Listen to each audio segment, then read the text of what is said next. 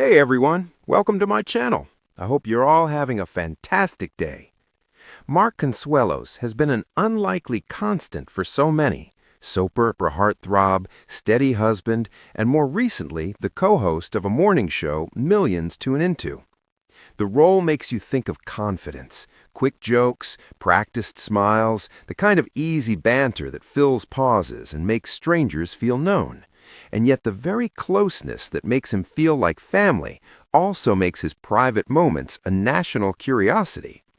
According to People's long coverage of the show and its hosts, his transition into daytime television changed how viewers saw him, not just as an actor, but as an everyman in the spotlight. But there's a line between charm and strain, and some lines only become visible when the camera keeps rolling. What we're about to hear came in a quiet breath between segments. Picture a routine episode, a light-hearted segment, guests, a bit of banter, then a pause, tiny, human, and loaded. Sometimes it's an anecdote about family, sometimes a comment about the weight of work. For many viewers, the surprise wasn't that celebrities feel pressure, it was that an ordinary morning could crack open so quickly. We've all felt those small ruptures, a misplaced line, a memory that surfaces like a sting. In his candid moments over the years, Mark has revealed how performance and vulnerability coexist, how a public face can conceal private tremors. The result?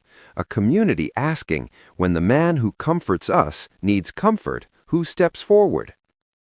The next moment turned private pain into public conversation, but it didn't happen the way tabloids later screamed. Stay with me.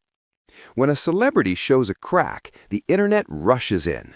Clips, reaction videos, and urgent headlines create a new version of the story, a version that can sound bigger, meaner, and less accurate than the moment itself. It's important, especially for our audience, thoughtful, seasoned, and cautious, to separate verified reports from sensationalism. Reputable outlets have documented moments of on-air emotion and candid admissions from the hosts. Other channels have turned those moments into overnight catastrophes. The truth is often quieter, kinder, and more complicated: an admission, a pause, and an invitation to talk. And then, in the gentle aftermath of a segment, he said something that changed the course of that morning and sent ripples far beyond the studio. He spoke with a voice that wasn't raw for attention, it was raw because it was honest. "I've been struggling," he might have said. Not a dramatic call for pity, not a tabloid confession, but a soft, human admission. Anxiety, moments of panic, nights of replaying scenes that should have stayed put. For viewers who have lived through similar nights, those words carry weight. They break the isolation. While we're careful about attributing specific sensational headlines to one confirmed event, Mark's public interviews over the years have included admissions of nervousness and anxiety, showing the man we watch is also someone who works through fear. After hearing those words, you could feel the studio lean in, and so did the country. But what pushed him to speak up right then, live? There's a strange courage in confessing pain under lights. For performers, the stage is where we've practiced honesty. For television, it's the place where private policy meets public health. Speaking out can be a deliberate bridge to fans, to colleagues, and to people who need permission to say, "Me too." It's a decision layered with risk. Will I be judged? Will my children be hurt? Yet the payoff can be enormous. In revealing trouble, you give others a map. You tell them the route you took through fear and how you found even a flicker of hope. But courage doesn't make the aftermath easy. It complicates relationships, headlines, and the internal narrative of "I should be fine." As soon as a confession goes public, two currents run through the response: an outpouring of empathy and a chorus of speculation. Many viewers, especially older Americans who remember the slow and private way mental health was once handled, reacted with warmth, calling into radio shows and writing letters. Others, tuned to the speed of social media, churned out theories and gossip. This clash reveals something generational and moral about how we process pain in public figures. The steadiness of Some experience, others with the immediacy of outrage. The key for any storyteller is to honor the compassion and temper the rumor. But there was something even more revealing behind his words, a personal practice that helped steady him when the camera went away. What do you do when the people who expect you to be buoyant need you calm? For many, tools matter. Therapy, honest conversations, medication when recommended, a reliable routine. Mark has, in past interviews, admitted to navigating anxiety in ways that included practical aids and hard conversations with loved ones. The lesson for viewers at home, many of whom are in their 60s and know resilience intimately, is a timeless one. Tools are not signs of weakness, they're instruments of survival. They are how we keep living, one deliberate breath at a time. There's a small story here about a night that changed his relationship with fear, and it involves something ordinary and a little startling. It wasn't a headline moment. It was rather a quiet domestic scene, a dream that spiraled into a twitch of panic, a movement in sleep that left him with a painful injury. Strange as it sounds, small physical moments like that, a hyperextended arm, a night of sudden pain, can wake you up to vulnerability and to your body's rebellion when stress piles up. Such moments have been reported in reputable outlets as odd human reminders that celebrities are not immune to the eccentric ways worry shows up. The injury was a messenger. It nudged a deeper question. How do we take care of ourselves when the public expects us to be fine? For the 65 audience watching, you've worn many hats in your life. Spouse, worker, parent, neighbor. You know the exhaustion of always on. For a television host, that exhaustion is magnified. Every morning requires warmth. Every joke invites attention. Every private worry competes with a teleprompter. When the cameras are live, human moments become history. That pressure doesn't excuse harm, but it explains the fatigue.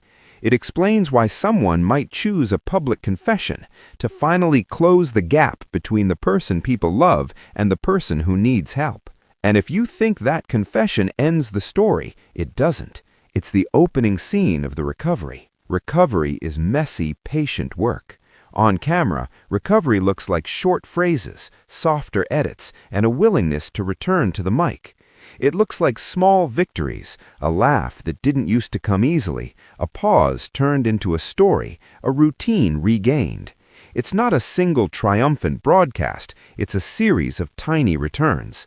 For viewers in their 60s, this will ring familiar. Think of the slow mending after surgery or loss, the incremental victories that in the end are everything. But television can be both healer and magnifier. That's where the responsibility of the crew, co-hosts, and the audience becomes pivotal. In a partnership like Kelly and Mark's, a co-host's reaction can be an expression of love and an act of public stewardship. People who've worked alongside Consuelos chronicle how he and Kelly manage on-air surprises with levity and care, sometimes teasing, sometimes protective, always present. The co-host is often the first person to notice the slip and the first to steady the screen. For viewers, that dynamic becomes a live model of how to support someone struggling. Stay nearby, listen, and make space without Something unexpected happened off camera, and it changed the tone of conversation on daytime TV. Producers are the invisible hands in moments like these. Sometimes they cut to a commercial to give space. Sometimes they let the honesty run. We learned from past behind-the-scenes accounts that producers can be moved to tears by honest moments, not for television's sake, but for the human truth they reveal.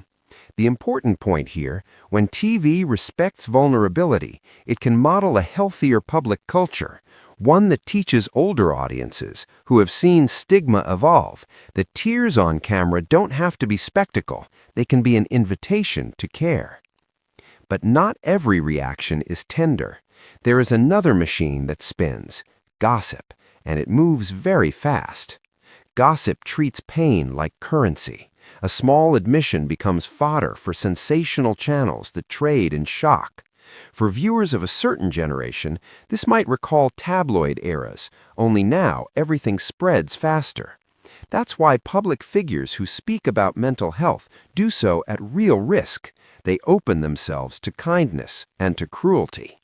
The audience's job, especially those with the wisdom of age, is to hold the tenderness and ignore the opportunism. We can choose which signals to amplify. Even as rumors swirled, a loving gesture surfaced, one that shifted the narrative from spectacle to solidarity. Within hours of candid moments, letters and calls poured into the studio, notes from veterans, parents, longtime viewers who wanted simply to say, "Thank you." This communal response matters. It rewrites the script from voyeurism to witness, people saying, "We've been there, you're not alone," and keep going. These are the moments that rebuild dignity, not a trending hashtag, but a handwritten empathy that lasts. But empathy must meet expertise, which brings us to a critical question. When should a public figure seek professional help, and how can they do it without losing autonomy?